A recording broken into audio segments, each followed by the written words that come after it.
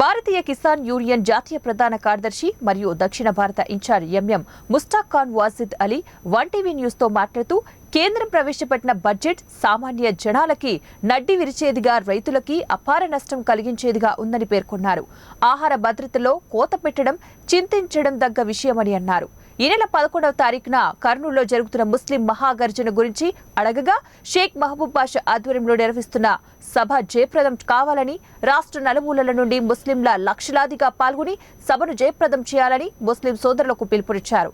మహబూబ్ బాషా ఏ స్వార్థం లేకుండా ముస్లింల కోసం చేస్తున్న ఈ ప్రయత్నం ఫలించాలని ఆకాంక్షిస్తున్నామని కోరారు.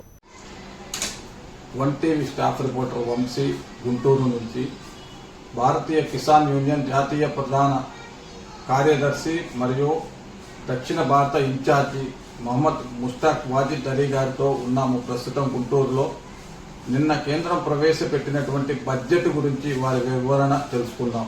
నమస్తే సార్, నిన్న కేంద్రం ప్రవేశపెట్టినటువంటి బడ్జెట్ గురించి మీ వివరణ చెప్పండి. ఇది దేశ జనాభాకి నడ్డి విడిచే బడ్జెట్. ఓటాన్ అకౌంట్ బడ్జెట్ ప్రవేశపెట్టినా అది జనాలకి ఎక్కడ మేలు చేసేది కాదు, ముఖ్యంగా రైతులకి నడ్డి విడిచే బడ్జెట్ ఇది. ఆహార భద్రతలో 60,000 కోట్ల రూపాయలు కోత పెట్టడము ఎంత దూరం సబబు? పన్నుల భారం మోపటం జనాల మీద ఎంత దూరం సబబు అని నేను మీ ముఖంగా కేంద్ర ప్రభుత్వాన్ని ప్రశ్నిస్తున్నా. రాబోయే ప్రభుత్వం దీన్ని సవరించి ఆహార భద్రత బడ్జెట్ పెంచాలని, రైతులకి సబ్సిడీలు మళ్ళీ పాత ప్రభుత్వాలు ఇచ్చినట్టు ఇవ్వాలని కోరుకుంటున్నాను. ఫిబ్రవరి 11వ తేదీ డాక్టర్ మహబూబ్ బాషా గారి ఆధ్వర్యంలో కర్నూలు నగరంలో జరగబోతున్నటువంటి ముస్లిం మహాగర్జన గురించి రెండు రాష్ట్ర ప్రజలకు మీరు చెప్పదలుచుకున్న సందేశం ఏమిటి? నేను తెలుగు రాష్ట్ర ముస్లింలకు ఒకే ముక్క మనవి చేసుకోవాలనుకుంటున్నాను. 2014 నుంచి పక్షం ప్రతిపక్షం ఇద్దరు ముస్లిం మైనారిటీలకు ద్రోహం చేస్తూనే వచ్చినాయి. డాక్టర్ మహబూబ్ బాషా గారి ఆధ్వర్యంలో జరుగుతున్న మహాగర్జనకి రాష్ట్ర నలుమూలల నుండి అందరూ హాజరై ఆ సభని జయప్రదం చేసి మనకు కావాల్సిన డిమాండ్ ప్రభుత్వాలకి, ప్రతిపక్షాలకి, అన్ని పార్టీలకి గళము విప్పి వినిపించాలని కోరుకుంటున్నాను. ఎందుకంటే 2014లో అప్పుడున్న ప్రభుత్వము ముస్లింలకు ఎన్ని సీట్లు ఇచ్చింది, ఎంతమంది మంత్రులను ఇచ్చింది జగమెరిగిన సత్యం. ఏదో ఇవాళ ముసలి కన్నీళ్లు కారుస్తూ మేము ముస్లింల వైపు ఉన్నాము, మైనార్టీలకు మేము సపోర్టు అని చెప్తున్నారు. కానీ అప్పుడు మావోలించింగ్ స్టార్ట్ అవుతే, ముస్లింల మీద దాడులు స్టార్ట్ అవుతే అప్పుడున్న పక్షం ప్రతిపక్షం ఎవరు ఇప్పుడు దాకా ఖండించలేదు. 2019న ప్రభుత్వాలు మారినాయి, పక్షం ప్రతిపక్షం అయింది, ప్రతిపక్షం పక్షం అయింది.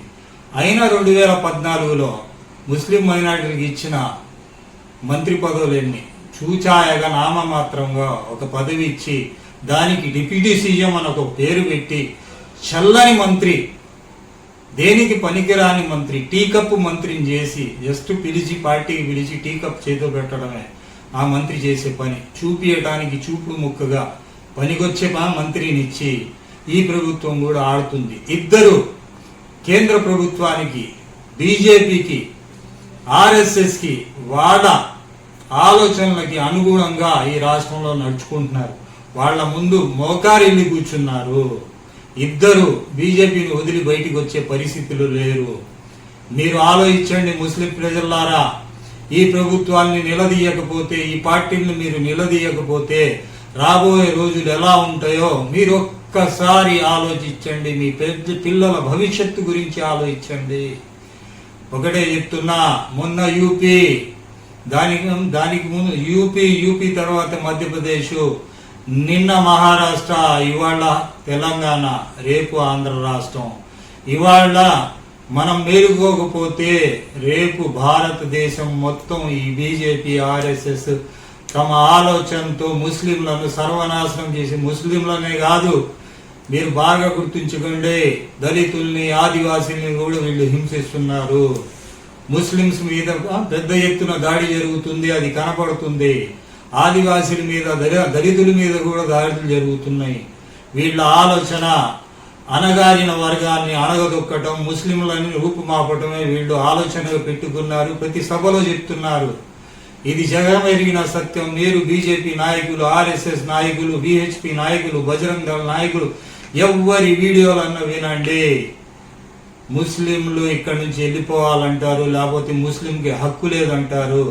మీరు ఇవాళ మేలుకొని గలం ఇప్పకపోతే, మీరు ఇవాళ మీ హక్కుల కోసం పోరాడకపోతే రేపు మీ పిల్లల భవిష్యత్తు అగమ్య గోచరము. మీ పిల్లల భవిష్యత్తును మీరే తుంగలో తొక్కిన వాళ్ళు అవుతారు. అదే కర్నూలు జిల్లా తుంగలో మీ పిల్లల భవిష్యత్తును మీరు తొక్కిన వాళ్ళు అవుతారని నేను చెప్తున్నా. ఇంకోసారి చెప్తున్నా, ఈ తెలుగుదేశం కానీ, ఆ వైఎస్ఆర్సీపీ కానీ బీజేపీని వదిలి బయటికి వచ్చి మేము ఎప్పుడైనా సరే బీజేపీకి సపోర్ట్ చేయమన్నప్పుడే మీరు వాళ్ళకి ఓటేయండి. లేని పక్షంలో ఇద్దరిని వ్యతిరేకించండి. ఎందుకంటే మిమ్మల్ని కాదని ఇప్పుడు వాళ్ళు బయటికి వెళ్ళే పరిస్థితి లేదు. మీ ఓట్లు వాళ్ళకు అవసరం. మీ ఓట్లు వస్తేనే వాళ్ళకి సీట్లు వస్తాయి. 20,000కు తక్కువ ఓట్లు ఏ నియోజకవర్గంలో ముస్లింల ఓట్లు లేవు. అది మీరు గుర్తించుకోవాలి. మీ బలాన్ని మీరు గుర్తించుకోండి. ముస్లింలారా, 20,000కి తక్కువగా మీరు రాష్ట్రంలో దగ్గర 125 నియోజకవర్గాల్లో మీరు 20,000 పైనే ఉన్నారు, కానీ 20,000కి తక్కువ లేరు. మీ 20,000 ఓట్లు వాళ్ళకి అవసరము, చాలా అవసరము. మీ బలాన్ని మీరు గుర్తించండి. ఎవరైతే బీజేపీని వ్యతిరేకిస్తారో, ఆర్ఎస్ఎస్ విధానాన్ని వ్యతిరేకిస్తారో వాళ్లకు మీరు ఓటేయండి. మీరు కళ్ళు తెరిచి చూడండి. ఉత్తర భారతదేశంలో జరుగుతున్న అన్యాయానికి ఎక్కడో ఉన్న మనకన్నా కింద ఉన్న తమిళనాడు ముఖ్యమంత్రి మాట్లాడతాడు, అక్కడున్న ప్రతిపక్షం మాట్లాడిద్ది. ఎక్కడో కేరళలో ముఖ్యమంత్రి మాట్లాడతాడు, అక్కడ ప్రతిపక్షం మాట్లాడిద్ది. కర్ణాటకలో ఉన్న ప్రభుత్వం మాట్లాడిద్ది. కానీ మన ప్రభుత్వము, మన ప్రతిపక్షము నోరెత్తి ఒక్కసారి ఖండించిన పాపాన్న బోలా. పార్లమెంట్లో, రాజ్యసభలో బిల్లు ప్రవేశపెడితే ఒగ్గోటు రద్దుకి ఎవరు వ్యతిరేకించారు? ఈ ఆర్ఎస్ఎస్ విధానాన్ని ప్రవేశపెడితే టీడీపీ వ్యతిరేకించిందా, వైఎస్ఆర్సీపీ వ్యతిరేకించిందా? ఇద్దరు సపోర్ట్ చేసిన వాళ్ళే. అది మీరు గుర్తుంచుకోవాలి. ముస్లింలు కళ్ళు తెరవండి. ఇప్పుడన్నా సరే ఆర్ఎస్ఎస్ విధానాన్ని వ్యతిరేకించిన వాళ్ళకే మీరు ఓటేయండి. మహాగర్జనలో అందరూ పాల్గొనండి. రాష్ట్ర నలుమూలల నుండి ప్రతి ఒక్కళ్ళు, వాళ్ళు 15-20 వేల వరకే మా సభ అని నాకు ఫోన్ చేసి మరీ మహబూబ్ బాషా గారు చెప్పడం జరిగింది. అన్నగారు మీరు రావాలని. నా ఆరోగ్యరీత్యా నేను రాలేను మహబూబ్ బాషా గారు, ప్రయత్నం చేస్తాను, నా ఆరోగ్యం బాగుంటే నేను వస్తాను అని మనసా వాచా కర్మ నేను కోరుకునేదంటే, కర్నూలు నగరము లక్షల మంది ముస్లింలతో నిండిపోవాలి. మీ గర్జన వినే 2 పార్టీలు వణకాలి, వాళ్లకు వెన్నులో వణుకు పుట్టాలి. అదే నేను కోరుకుంటున్నాను. ఎందుకంటే ఈ పార్టీలు, బీజేపీ ఎప్పుడు తలుపు తెరిచి మమ్మల్ని లోపలి పిలిచిద్దా, ఎప్పుడు మేము వాళ్లతో ఇది చేసుకుందామా, ఒప్పందాలు చేసుకుందామా నా ఎదురు చూస్తున్నారు. వీళ్ళు ఆంధ్ర రాష్ట్రానికి ఏం చేయలేదు.